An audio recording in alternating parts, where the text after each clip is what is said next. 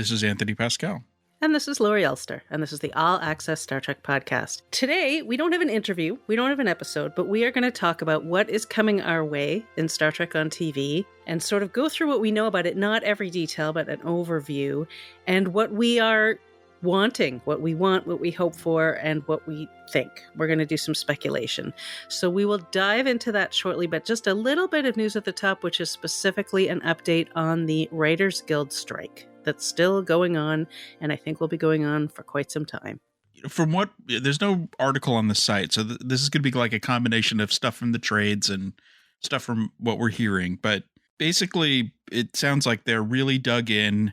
This is possibly worse than previous strikes because there's more issues at stake. Yeah, some very complicated stuff like the stuff about mini rooms and artificial intelligence, and what we're seeing is the studios are playing hardball.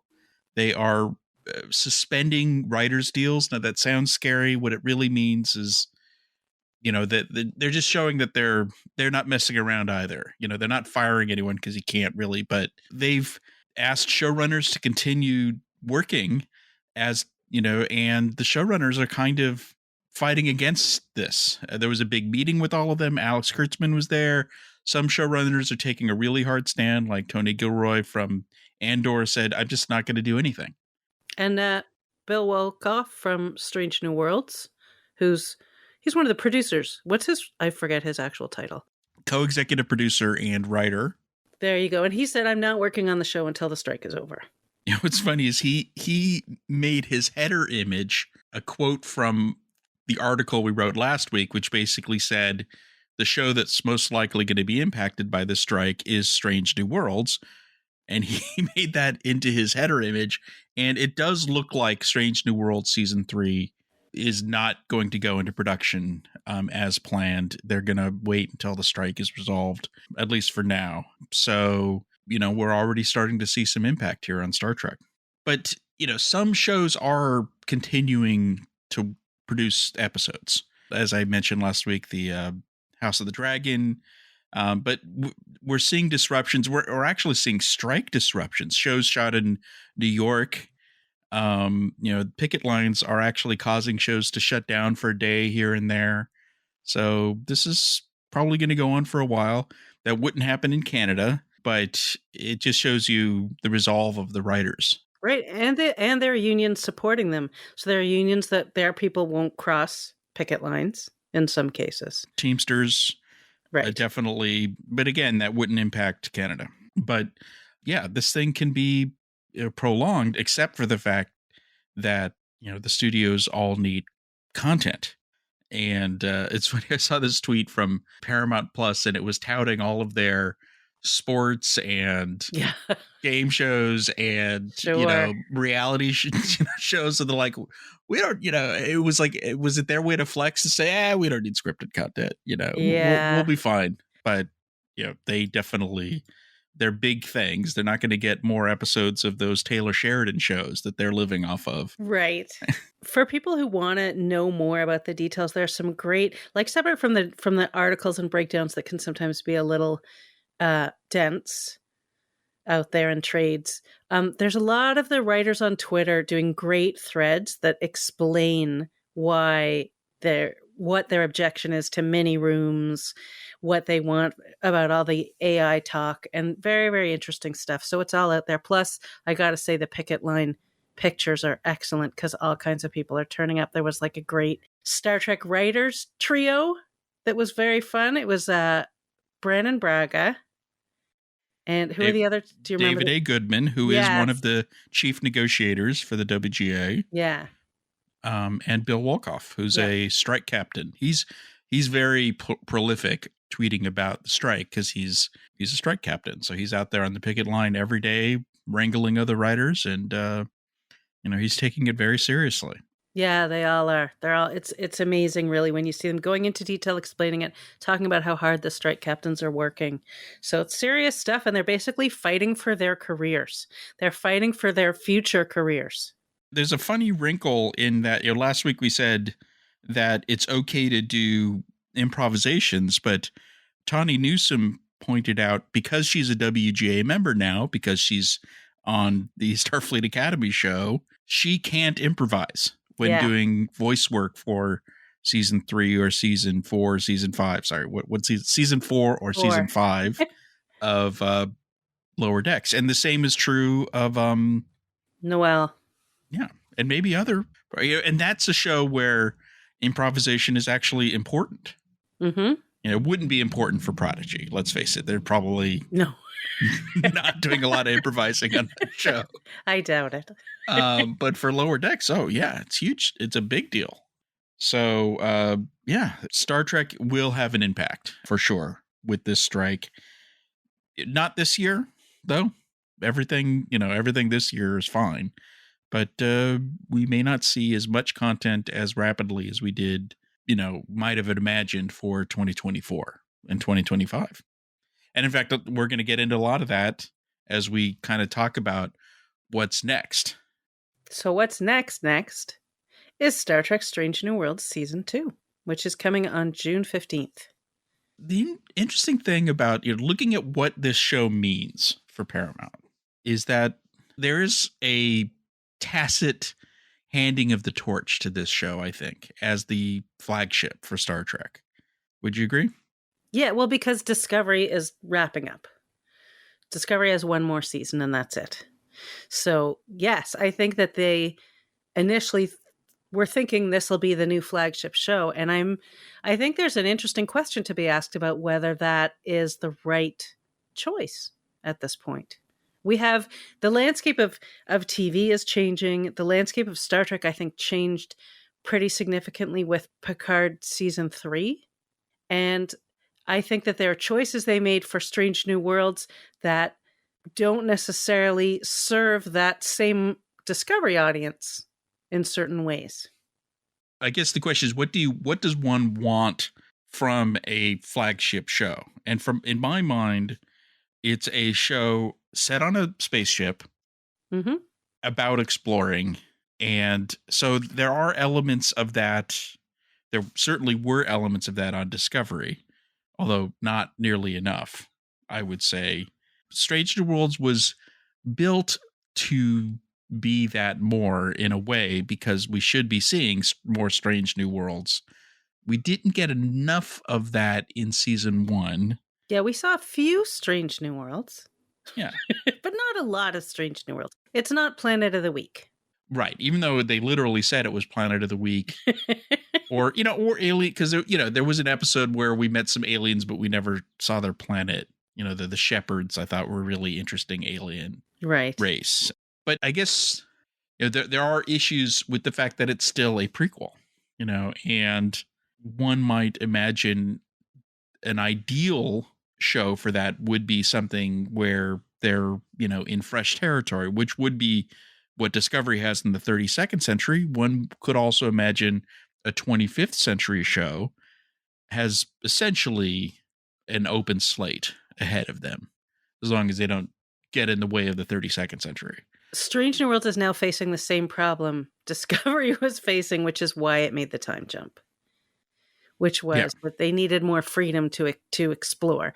And Strange New Worlds is also leaning so heavily into original series characters and lore, that not lore like Data and lore, that I think they're giving themselves extra challenges and making it possibly, depending on how they carry through in season 2, possibly less accessible to non-hardcore fans. Well, that's the question of who's the show for. Right. I think we kind of now know who Discovery is for. It's for a younger audience, more diverse audience, a newer audience. It is trying to bring new people into the show. It isn't relying on nostalgia at all. They're kind of going out of their way not to.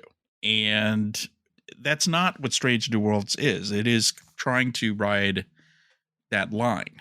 They're trying to be a new show, but they're also trying to be progressive, diverse, and attracting a younger audience. I think a lot of it, the tone of the show is very different than Next Gen and the TOS. The casualness of the, characters on the show, for example, the way the bridge crew talk to each other, etc. Just works better, for a modern younger audience, but some traditional Star Trek fans bristle at some of the casualness, you The know. chatty bridge talk. Yeah, exactly. Yeah, so that gets to who's the show for. Is it to bring in new fans, or is it to satisfy the old codgers like us? Like us, or are they trying to do that very difficult thing of accomplishing both, which is it's hard to do. I mean, I liked season 1. It did satisfy me, but the show had its challenges. And the question is, do they lean into what worked for season 2, bearing in mind that they pretty much wrote season 2 well before season 1 was even on the air, so they didn't know what to correct for.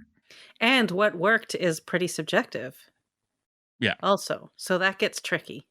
I mean, I would say there are things I very much like about it and things I really don't. So it's a mix, and we don't know which way they're going to go. It feels like some of the sort of desire to have, sometimes when I'm watching it, I feel like the desire to have a wacky, fun scene overrides the greater story. Yes. Which obviously, look, Discovery did it with emotion versus comedy. But Discovery often did that same thing where it would be much more about the emotional turmoil than about the main story. And that's when it would start to drag a little bit sometimes. Other times it worked for me and I was sobbing and right in there. And, same with Strange New Worlds. But it's a tricky balance. And then going into season 2, they talk a lot about, it's that phrase, big swings, that we're used to hearing, but they're going to try bigger things, bigger comedy, testing the limits of what Star Trek is and getting very experimental, which could be really interesting and could be like way missing the mark. It's so hard to know which way they're going to go. A big question is, what is more important to the show? Is it the characters and their arcs and relationships, or is it about the exploration of the universe and telling allegorical, topical stories based on cool sci-fi concepts? Or filling in some history for us, because we're in this time period that hasn't been dealt with yet. So there are 3 things really. So, I'm excited about season 2. I do think it's going to be, certainly when you watch the trailer, it reminds you how different the show is from Picard season 3. It is a tonal shift, style shift, the look, the feel, the way the characters interact. It's going to be, I'm definitely glad that it wasn't the next week, because we had shows overlap, right? Remember, that like would have been a Discovery little and culture shock. yeah. So the 2 months is going to be good to reset and get back in the mood for some Strange New Worlds. I am looking forward to Pike not obsessing over his, oh my God, I'm going to end up in the chair thing. I mean, that's just, what they say is that's over now. He's still going to go into the chair someday, but he's not going to be like worrying about it all the time. So we may get a whole new Pike, as it were, or a fresher perspective on him as a character.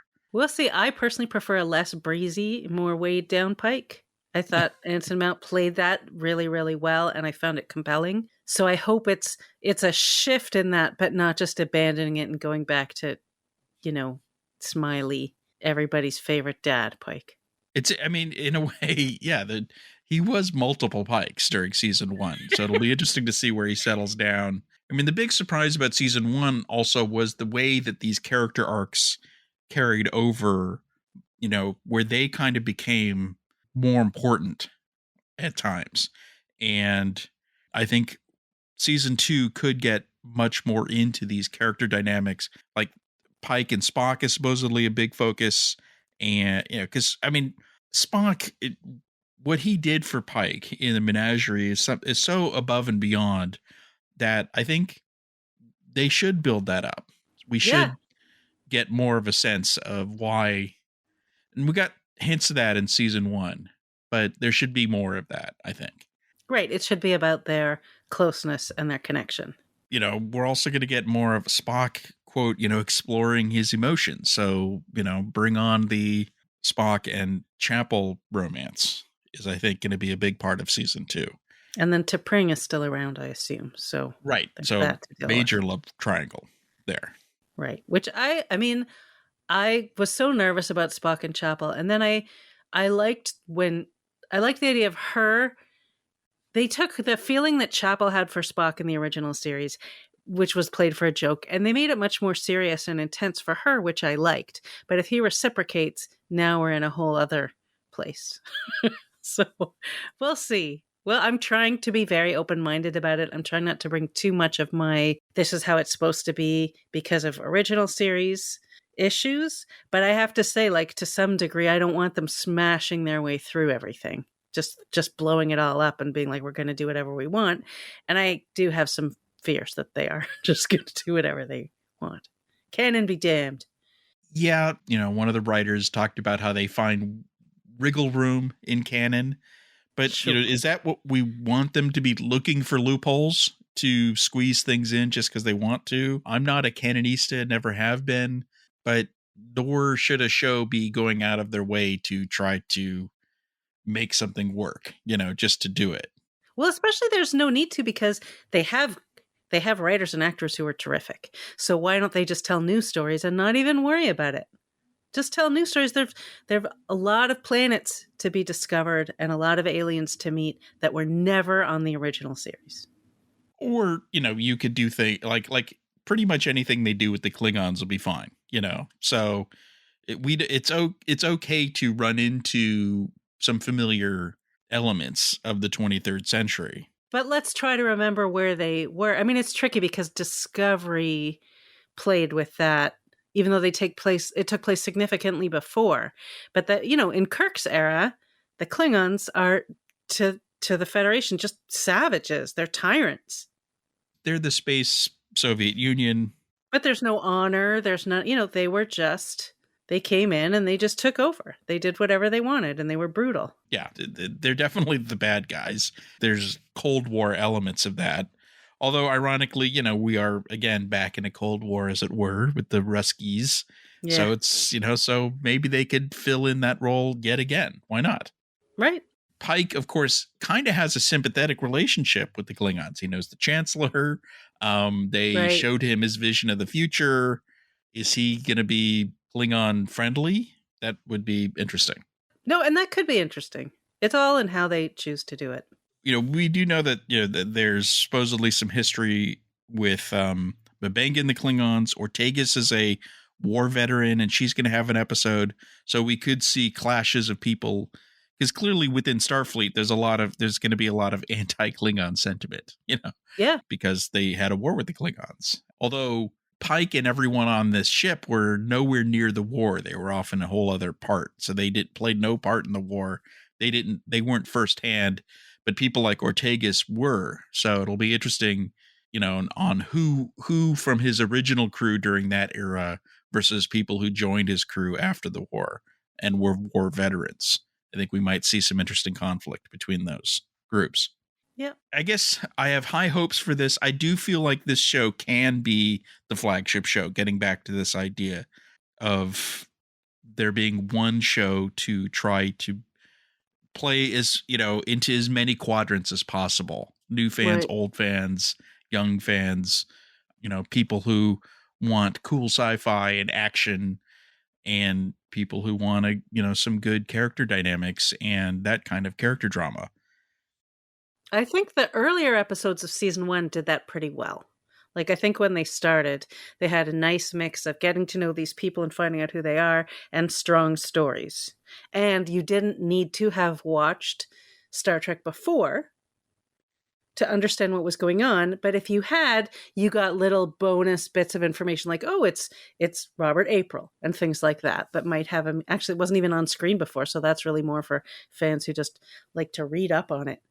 Or watch the animated series. But it would be interesting if they were able to continue that. But I felt like they were heading in a very different direction by the end of the season. There is a question of how long could this show go on? I mean, it's kind of set up so that it could go 7 seasons, which would take it right up to the original series, which is something that Alex and Anson have said they'd like to see it do. Almost like, the last episode is The beeping chair?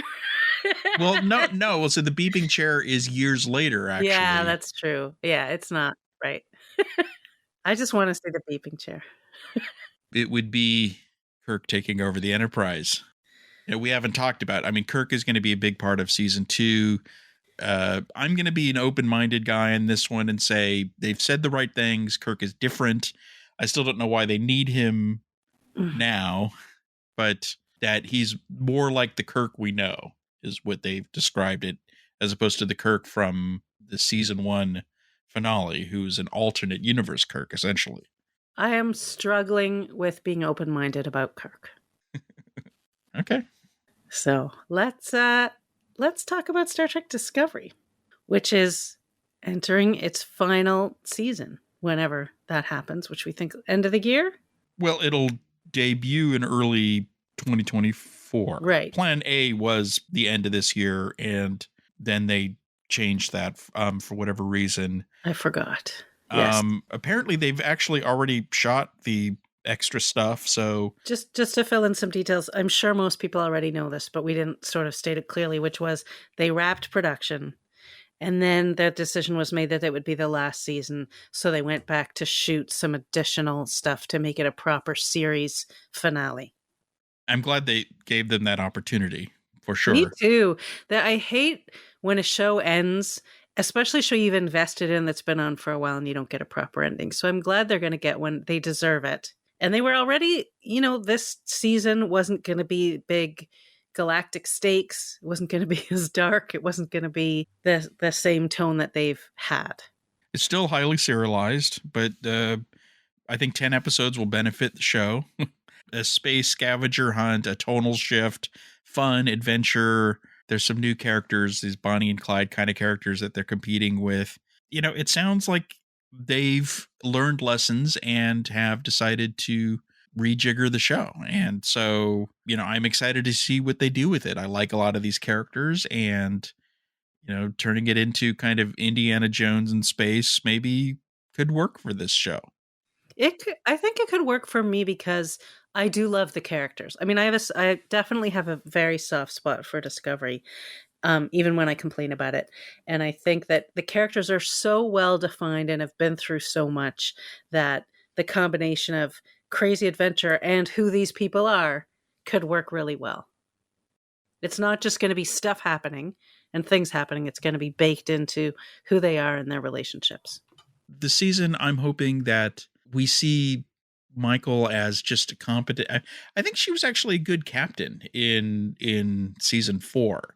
But I just want to see more of her as just being a competent Starfleet captain. And I'm still curious as what they do with Saru, because he's also a captain. But I guess they're just going to have 2 captains, and he'll be his first officer.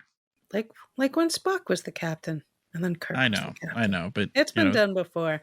I mean, I'm curious to see what the story is with Tilly. I don't really know what's happening there because she left and came back. So. Especially if she is going to be part of the Academy show. Are they going to use season 5 to set up the Academy show? If we're assuming it's going to be set in the same time setting? I know, it's a good question. And it does factor in that they didn't know when they wrote and made season 5 for the most part that it was the last season. So they could have done certain things thinking, okay, this is going to be how it's going to be for the next few.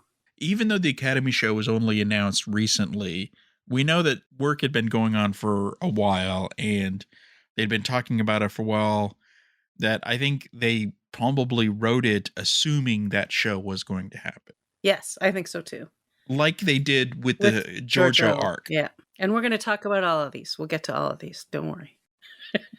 But yeah, I think from what we've seen, she's back on the ship. So maybe she'll go back to the Academy again. Well, so here's my question for you. What would you really like to see in that finale? Like, where would you like our characters to end up? Not specifically, but you know what I mean? Like, do you want Saru to get his own ship? Do you want a flashback and suddenly they're all old and they're talking about it and those are the extra scenes they shot? Like, I've considered that as a possibility, that that it's not really connected to what's happened and it's them looking back at something. I don't think it's going to be like Riker and Troy in the holodeck watching them. but like they did for Enterprise. But what do you think? Do you have any thoughts on how they might do it, or something you'd like to see? I don't want to prejudge. I want it to be hopeful and happy and, lean into what's worked on the show, which is all of these characters, and, make it feel like they've made a difference in the 32nd century, that they've rebuilt or helped rebuild the Federation, which was a mess when they showed up, Mm-hmm. so that they set things up so that we feel like things are back in the 32nd century, as it were, for Starfleet and the Federation, and that they were the ones who really helped make that happen. So they're kind of huge heroes for all of that. I don't know, I want to see Saru and Tarina, get married or something. Sure. I've always been shipping for them. I know, And even before they knew it. I doubt they did, like doing a wedding thing. That would just be too cliche for a Yeah. season finale, though. That would be Don't you sort of think? funny, though. Well, or how would you feel if they did what you were just describing, like they recognize their contribution to the Federation, and then they suddenly find a way back to their time? It was sort of like when they showed up in the 32nd century, I was like, why don't they just, bury the ship and its AI and leave? They don't need to be in the 32nd century, but it's like too late. They've developed roots there. Their time to just go back to the 23rd century was then, right? Before they made an impact, so they could just kind of rejoin 23rd century. So, but it might be interesting if like one or two of them went back, like I was just going to say, like Detmer or Tilly someone would stay, but somebody else would go back. Yeah. Yeah, maybe someone's like, you know what, I miss my husband and our family, and we've done what we've came here to do, and I'm going back. Yeah. And there could be a nice logic to that as well.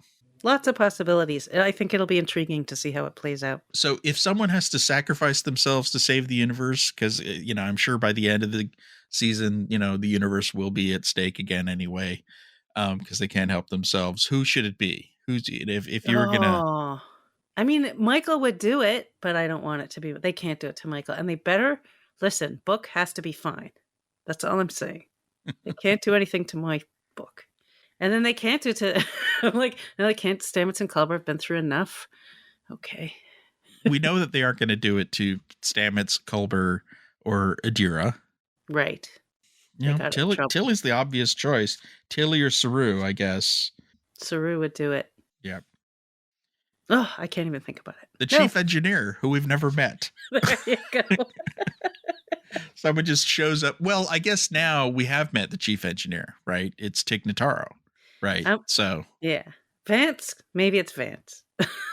They never said she's the chief engineer, but we just assume she is. Chief medical officer, we've never met, have we? Or do we know that Dr. Pollard is the chief medical officer? They never said. They never. Nobody is ever giving anybody else orders in there. Yeah, exactly. It's a very loosely run ship. Once you get off the bridge, it's a free for all. Maybe it's Linus saves the universe in the end. I like that. There you go. Well, we know somehow the ship ends up crazy empty. Right. I mean, a lot of people will say, wouldn't it be great if they tie it all into Calypso? That would be nice. Maybe they think they've already done that because they've basically shown that the sphere data became essentially Zora, right? So the sphere data is Zora. They've made that connection, but they haven't. They could be more explicit with it. If maybe in this season, little circular Zora things start showing up on the ship or something like that. They don't have to. I think the bottom line is it's not something they absolutely need to do. Yeah, especially because when you start doing the math on things, it's hard to sort out. And the ship that we saw didn't have the right registration number, so it's like, all right, I don't care about canon guy. Well, that's my point, is like, as soon as you go that, you're going to have to start jumping through hoops. Like, why did they erase the A off the ship? It's like, just don't bother, because it'll just be stupid. Whatever they come up with, we've got to erase the A. It's just like, well, again, it's like, stop trying to back. They don't necessarily need to try to back into something. They can just I hope they create something that makes them all feel very satisfied, because Yeah. honestly, that is the show that started it all. And now Yeah. we're in this era of all this Star Trek, however it's going to go. And we know the future's uncertain because the TV landscape is very uncertain right now. And within that, Paramount is uncertain as they're trying to figure out their strategy. So it's very complicated. Yeah, I mean, last week Paramount announced, this is Paramount Global, what used to be called Viacom and Viacom CBS, announced their numbers to Wall Street. Wall Street was not happy about it. They lost a lot of money. They cut their dividend. Stock just tanked. They're not making money off streaming, and I don't think they see a path to making money anytime soon, is what they're saying. well, it depends. Like one analyst said, they should just, stop trying and give it up. They would say through a combination of cutting costs, raising prices, merging Showtime into Paramount Plus, that they are going to be, one of the competitive streaming offerings. So they did hit 60 million, which sounds like a lot, but it's not when you compare it to Disney or Netflix. They're essentially, someone said this way, like they're competing for fifth place, Right. in the streaming world. And is that enough is the question. HBO, the Discovery got a lot of flack for all the stuff they did on cost cutting and canceling shows and removing shows, but they actually made a profit off streaming, through all of that. And so is that, sadly the model now in Hollywood. If things are rough out there, I guess is the point in the business world. I don't think that Paramount's going to give up on streaming. Absolutely. They've kind of built the whole company around it at this point. They are all in. But they're going to try to spend less and do other cost cutting measures. And by next year, hope, the goal is to have that move into profit. If they haven't figured this out within a year, then that's when people are going to start talking more about a merger, with a Comcast and merging Peacock and Paramount Plus into something to try to compete or something like that. Do you think they're going to go back to, I mean, they made a concentrated effort to not be selling their shows, but to be hosting, to be the place where you find all their shows. But do you think that they might consider a model where they start looking at, well, maybe we should be selling some of the stuff off and getting people to pay us for it, like Sony?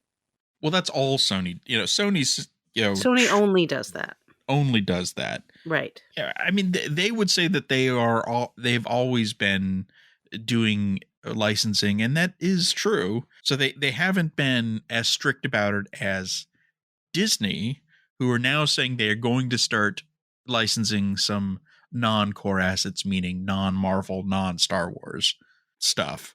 So yeah, I think they're going to do more of that, but I don't necessarily think they're going to do that with Star Trek. Maybe the big question is, do they still continue towards no longer doing big international licensing deals, because those were helpful in paying for some of this new content, like the Star Trek content. Right. Yeah, Amazon and Netflix were helpful in funding these shows. When you saw them, they were called an Amazon original or Netflix original.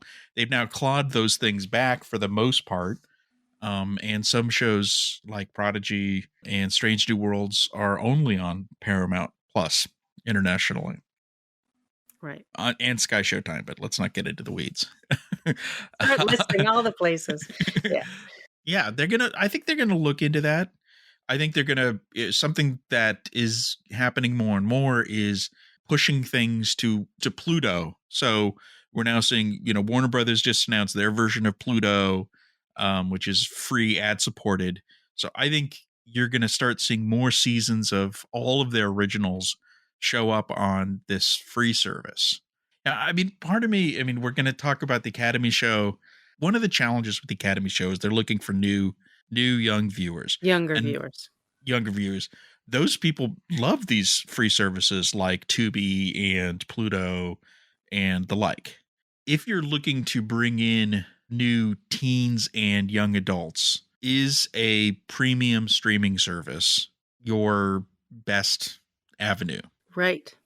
Part of me feels like that would be there is no such thing as a Pluto original now. Tubi does some original shows, but Pluto does not. And Freevee, the Amazon version, Right. has some good original shows. But I think the Academy show should be a Pluto original if you really want to go after that crowd. But it should also probably cost, it have a budget similar to a CW show. But I bet it will have a typical Paramount Plus premium TV Right. budget. Right. And I think there is a core group of Star Trek fans like us. We're going to watch whatever has that Star Trek name on it. Unless they drive me away with something horrible, which has never happened. I'm going to keep watching whatever Star Trek they put in front of me. I'm not sure I would watch something that I didn't, something like the Riverdale equivalent of Star Trek. If it really is a teen, because if it's just geared for teenagers, that's what we don't know is, are they going, how hardcore are they going to go after that group? Yeah, let's dig into Let's talk about this show then, because we're there. We're talking about it. Okay. The question is, where are they going to go? Are they looking to do like hot, sexy, young people Star Trek thing? Are they trying to just find a way to bring it? Like, could it just be a bunch of aliens and they all look really wacky, or that it's going to be very focused on CW type of theme? Like Riverdale was nuts. I watched a lot of it at the beginning, and I enjoyed it for a while, and then at some point it just got to be too much for me. One thing that they had is they weren't really worried about the hardcore Archie comics readers and satisfying them. They were using the Archie comics. Is there canon in Archie comics that people care about? I assume there is, but they weren't necessarily trying to satisfy that hardcore base of Archie comic books readers. I think the Academy show will, because they want Star Trek fans too. They want us. Mm-hmm. So they're going to try to bring everyone along, as it were. I think you should go for your audience though, because you might miss that younger audience if you're trying too hard to be everything to everyone at the same time. Right. There's a reason people pick their target demos, because it's hard to write for all the demos. It's hard to create that. So, we really know very little about what this show's going to be.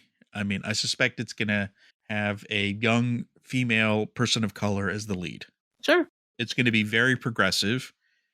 Something that Alex Kurtzman said, this was a while ago, while the show was still only a concept. He talked about how the show could explore how young people could avoid the mistakes of their elders. And when I heard that, I'm like, that sounds like a show that is going to try to hold a light up to our society and have these young kids find a new way to do things that's, leads the way, as it were. And maybe that's a good thing. I think that's very reflective of what's happening in this country right now. Like, I think I listen to, I have teenagers and I listen, and, I think it's people in their 20s who are doing a lot of, let's say, activism right now, and who are rejecting the standards and the ideas that we've settled into. I mean, I have a 19-year-old who's like, you have to throw the whole thing out the window. The structure's broken. Like, which is the same thing they said in the 60s for sure, when I was a little kid. But I do think that could be great and have resonance and meaning. And putting that in the 32nd century context may work better, because if we think about Starfleet Academy in the 24th century, it's very much like they're very much like the military academies. They're very strict, everything that we saw about them. And, Starfleet and the Federation were essentially utopian. And here we're dealing with, they're just rebuilt Starfleet Academy. I'm assuming it won't be set in the Space Station Academy. They'll probably have like a real academy, maybe back on Earth. Would be kind of cool. And this will be the first class, I assume, to go into this newly reopened Starfleet Academy. And they will be, the leaders of this new revived Federation coming out of the burn. And, what do young, smart people, think in this kind of new society? And they'll look at their elders as the one who, ruined the, You you screwed it know, up. Yeah. yeah. So, you can see a climate change allegory here of, as the burn that could certainly work with the younger audience, but then you're going to run into issues with the old fuddy duddies who are like, wait a minute, we didn't do everything wrong. No, but So they can counterbalance that a little bit. Bring in a couple of smarties, old smarties, come in. But I think that could be an interesting way to go. And also, it would be. I mean, if Tilly is in it, it'll be funny because she'll be older. Like she was the young, right. upstart at the beginning of Discovery, and so so I think there's an interesting character thing of wrestling with that in your life, which is when you start to transition and suddenly people are looking at you as like you're not the young person who knows what's going on anymore. Now you're, now you're the man, so to speak. Yeah, the question of how many Discovery people carry over as either regulars or because Saru, I think, would be a great professor character. If I don't Oh, know how yeah. much Doug wants to continue wearing the makeup, though.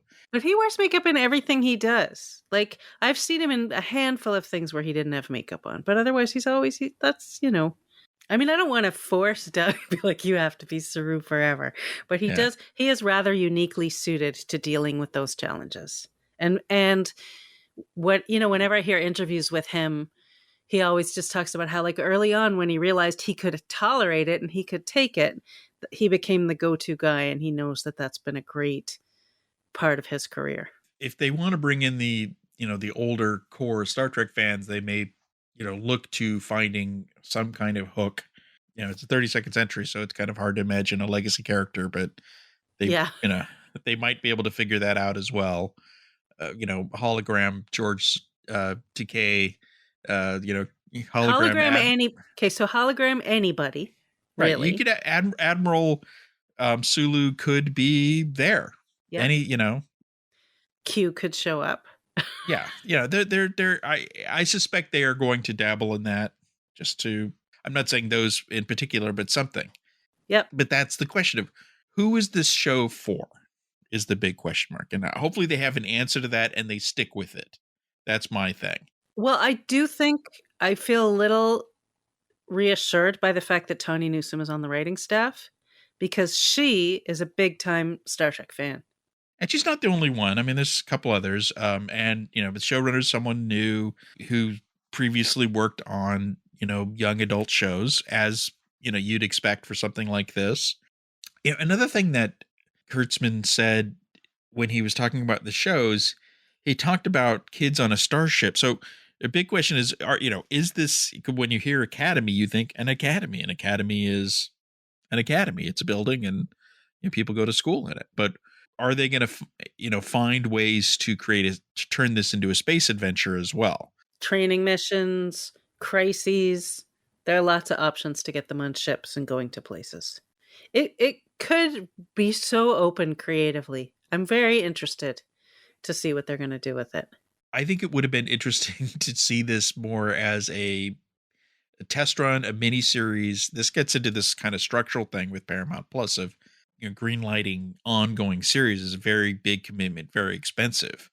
And do we want to see fewer and fewer really expensive shows or more experimentation and maybe cheaper, smaller, shorter miniseries and movies? That's kind of I think that's a big question for them moving forward. This may be the last ongoing series they announce for quite a while, is my bet. Could be. Certainly with all the cost cutting going on.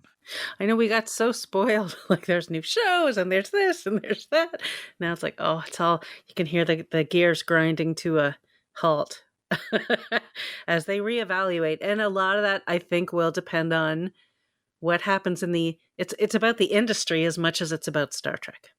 The big monkey wrench in that is Picard season 3, how it performed, which apparently was pretty good. And if it outperformed some of these other things coming up, that's when they will seriously consider, I think, doing a legacy show. Right. It may have changed the landscape. We don't know yet, but it definitely had a much bigger impact than people expected. Before we really knew what season 3 was going to be. When we thought it was just going to be, we're going to get another season of Star Trek Picard, which had sort of mixed reviews.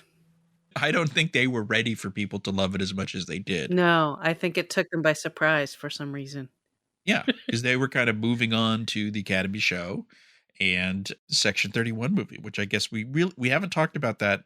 There is actually the only news of the week really is there is a little bit of news about Section 31. We still don't know who's in it besides Michelle Yeoh. I mean, she's great. She's Academy Award winner, but one of the most obvious who else's would be Shazad Latif. Mm-hmm. Yeah, people ask him about it, but he doesn't know anything yet. But shouldn't he? I mean, like, let's face it. When they greenlit this, that means they have enough of a script where they could write a budget. It's possible that includes him and they just haven't asked him yet. But wouldn't they at this point if he was in it? It's a very good question. I mean, because he is a working actor. And if they are going to start shooting this thing in 5-6 months, he has to map out a schedule. He's doing stuff. Yeah. That's kind of the zone with an actor where so I think this is an indication that he's not in it. He very much wants to be. He said he'd love to work with Michelle again. Well, I think some of this has to do with. So let's take a bigger step back. So we don't know what this show is yet. Like, we know Michelle Yeoh and we know Section 31. We don't really know the time period.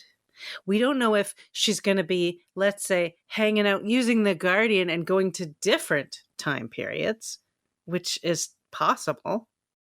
Well, why is it? Here's the funny thing is they keep on calling it the Section 31 show or now TV movie. But if you think about the arc of this character was the Terran Emperor who left because Michael saved her from the Terran Empire was going to kill her. And so brought her over to the regular universe, the Prime universe, where she quickly joined Section 31 and hung out with them for a season. Mm-hmm. And then jumped to the future and spent a year or whatever with absolutely no connection to Section 31. She was just kind of hanging out on the ship, right? So in the 32nd century. So, and there is no Section 31. There was no Section 31. And how loyal was she to Section 31 even during... Oh, no, that was a means for her to be able to do things she liked to do. And what she liked to do back then was beat people up and cause trouble. And she killed the head of Section 31, which was a robot or an AI. It was asking for it. He was asking for it. When she met Carl, her only goal was to get away from the 32nd century because it was killing her. And she's got the Guardian of Forever and she can go anywhere she wants. So why would this former emperor go back and rejoin Starfleet's, covert operations, unit in some random century? That's a thing that I still can't figure out. Yeah, that is a struggle. But that would bring Shazad back, as he, at least in the 23rd century, was left in control of Section 31 in the season 2 finale. I mean, maybe they'll try and put her in a position of trying to reform it. I'm just going to, spitball here. So they tried to show her redemption on Discovery, which I didn't feel they really did. They just said she redeemed herself. So we have to assume that they've redeemed. Right. Yeah. She's redeemed. Right. So even though I didn't see it, they see it. So if she, for some reason, decided that at what she owed, sort of as her karma, would be to go reform Section 31, you've got to, it's just not, that doesn't sound super compelling. It just, it justifies it, but it's not the most interesting story you could tell. She's called it, and they've called it Guardians of the Galaxy meets The Bourne Identity. Oh, I think it was Mission Impossible meets Guardians of the Galaxy or something like that. Fair enough. Same thing. It's spies, but, rogues and a little bit of humor, I think, is what they're implying there. I certainly hope Carl is part of it. I'd love to see, I think that would be fun. I just love that his name is Carl. I can never not laugh when you say Carl. Like, oh, the Guardian of Forever, Carl. Yeah. Who's Paul Guilfoyle is a good actor. He'd Yep. be a fun, element of this show. He was on The Good Fight initially, which I loved. It's over. I'm curious to hear more about this. I do like this idea though of a series of Star Trek standalone movies. It's short treks turned into long treks. Yeah, where they could actually develop something. I'm interested. Well, again, we'll see. Like, it's a long time before we're going to see if they actually embrace that strategy. I mean, I've always wanted to see them embrace more miniseries, but if you think about a TV movie, it's essentially a 3-episode miniseries, usually by runtime at least, if it's a 2-hour thing. So it's kind of the same thing.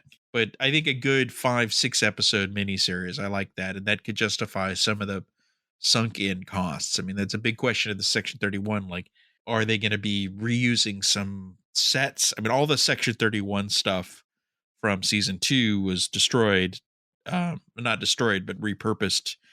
Her old ship was turned into, Starfleet headquarters, into the Apple store, right? So all that stuff is gone, I assume. Right. The Discovery sets, I imagine, Starfleet Academy shows probably got dibs on those. Yeah. So it'll, that's a big question of what do they build for this, or do they try to share assets? I don't know.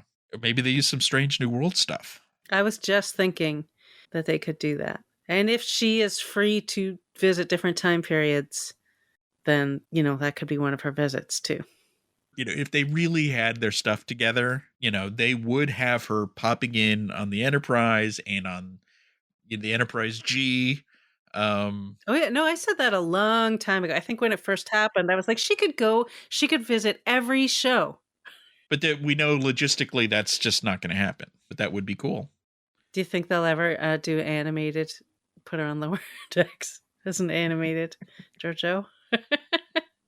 I think that would be fun. I think so too. Yeah. I think this is a project.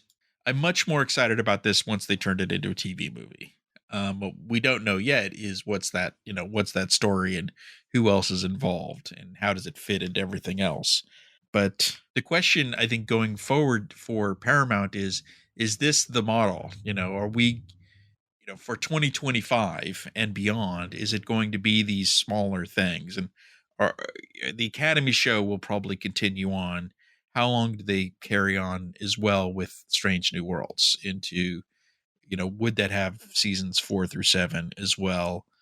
Or do they pivot away from ongoing shows and just do the Academy show and live action stuff? We haven't really talked about the 2 animated shows much. Well, let's do that then. I mean, we don't know a lot, but let's start with Lower Decks, which we're going to have season 4 this summer at some point. I mean, the funny thing is, like, that show to me is so much fun. I enjoy it so much that I don't have any fears, qualms, concerns. I'm like, give me what you've been giving me, change it up. Whatever you do so far has been pretty great. Along for the ride. Like, they nailed it. They got it. And so wherever they go is going to be a good time for me. Yeah. I've always thought that there's kind of a time limit on this show, but I think 4 seasons is good. They've already announced a 5th season. Does it get a 6th or 7th? We don't need to get greedy. I think 5 seasons of a show is quite a lot. Oh, I'm super greedy with Lower Decks because it's so delightful. It just makes me laugh when I need it. And it's the right kind of Star Trek humor, by the way, which I think is very hard to do. And they just nailed it from the get-go. Well, getting back to who are these shows for, I think this show really, works with a lot of Star Trek fans, and that was the trick of this show, getting fans to like a comedy about Star Trek and don't think that the show is mocking Star Trek. Right. And I think that in general, it's worked that way. And there are some people, like Rick and Morty fans out there who this may be their first Star Trek show. And I think it could work in that context for people who just like, adult animated comedies. It doesn't cost a lot. I think they can keep on going with a show like this. I think it works well with their target audience again. So this is kind of I don't have a lot of notes for Lower Decks. I do hope that they figure out a way to reference the crossover. I don't know if the timing worked on that, because this will come out after the crossover episode. So will Mariner and Boimler ever say, "Oh yeah, there was that time we were on the Enterprise," with Right. Captain Pike? I think they will reference it though. Or you think it just totally takes place on Strange New Worlds and that's it? The Well, crossover? what I don't know is, when these episodes were written, if they had already, they knew that the Strange New Worlds episode was going to come out before Lower Decks, was the timing right so that they can do that, because they're coming out within a few months of each other, but they were, I don't think they were written within a few months of each other. Right. Well, if they don't mention it this season, they can mention it next season. Maybe we got a follow up, kind of a reverse version. Ooh, I would love that. That is fun. I mean, they'll have to explain it in some way, but it's Star Trek and they can do that. Yeah. Well, let's talk about the other animated show, My Precious Prodigy, which I'm in the middle of a rewatch. Really? Because, I decided to just rewatch the whole season. And by season, you mean 20 episodes, because they consider 20 episodes a season. Yes. Into 2 10-episode chunks. Right. Well, I'm in episode 5 or 6, I think, as of today. So I just started because I wanted to go back and look at it from the perspective of knowing everything that I know, which is a fun way to watch it because we knew nothing going into it. And it's wonderful. But everybody knows I love that show. So we don't know much about I think the big question for the new episodes coming. Winter, by the way, winter this year. Yeah. We know that it's about the kids on the ship and they're earning their place, but we also know ship. Right. We also know that they're opening it up to adding more legacy characters. So this is the question of, is there going to be a shift? Are they going to really lean on those legacy characters, or are they just going to pop in? How are they? I know some people are thinking it's going to turn into like a Voyager legacy show, which I don't think it is. I think you could just look at the latter parts of season 1, and by that I mean like the last few episodes. You had Ronnie Cox, and you had Jellicoe, and you had Okuna, obviously Chakotay. I think it's not going to ratchet up in a huge way, but there's just going to be a consistent number of legacy characters showing up more and more, much more than we got in the first 5 episodes. So they've slowly ratcheted up, but I don't think it's going to be this kind of shock to the system. I think the shock to the system is going to be more about the dynamic between the kids and Janeway, because now it's going to be real Janeway versus hologram Janeway. Right. And Admiral Janeway is in charge of what we are almost certain is going to be the Voyager A, on her mission to find Chakotay. And the kids aren't her priority. They're just there, and she cares about them, but, she's more focused on her mission. And the kids are going to be a little more independent in a way, and yet also kind of now having to work within the system. I was going to say they have responsibilities now that they did not have before. And it's going to be a bigger deal when they make mistakes, although I assume they're going to make quite a few. Absolutely. Which I look forward to. And obviously they'll still be hanging out together. And we're going to have the weird split screen. I don't mean that literally, because Gwyn isn't on the ship. She's on her own ship somewhere. I hope it doesn't take too long to get the band back together. That'll be, does she end up on the Voyager with them full time? Because she has her own mission to go to her home world, and her mission is set in real time, whereas I'm guessing our heroes, if Janeway's going to jump into the future, I guess, to find Chakotay. Yeah. Well, we don't know, but they did. Hologram Janeway created a wormhole for them. So That's so thoughtful. Yeah, so they're gonna use it, obviously. I mean, she made it. Again, I think this show is getting back to, what are these shows doing for Star Trek? And are they meeting their goals? This show was built around the idea of welcoming in young and new audiences, the Nickelodeon audience specifically. And well, do we know if they've done that?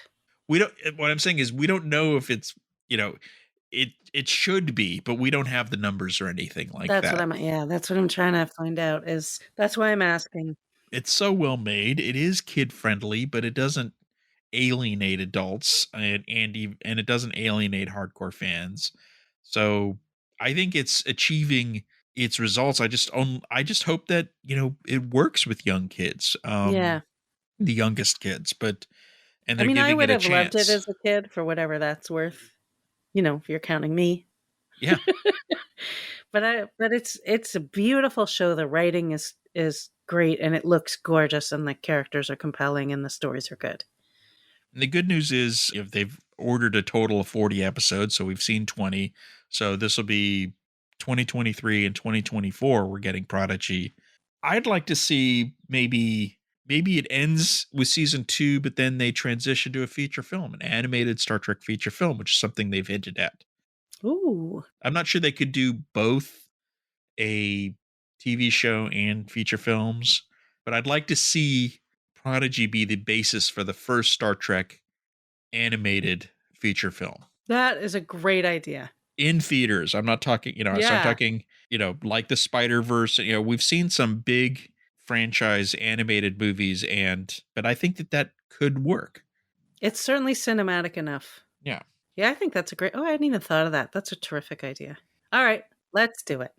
To make it more welcoming, I mean, they'd have to not dumb it down, but if you're assuming half of your audience doesn't know who these characters are, that would totally change how they put it together. Right, but it's all in what story they choose to tell. But I think in general, the two animated shows are different enough and targeted well enough.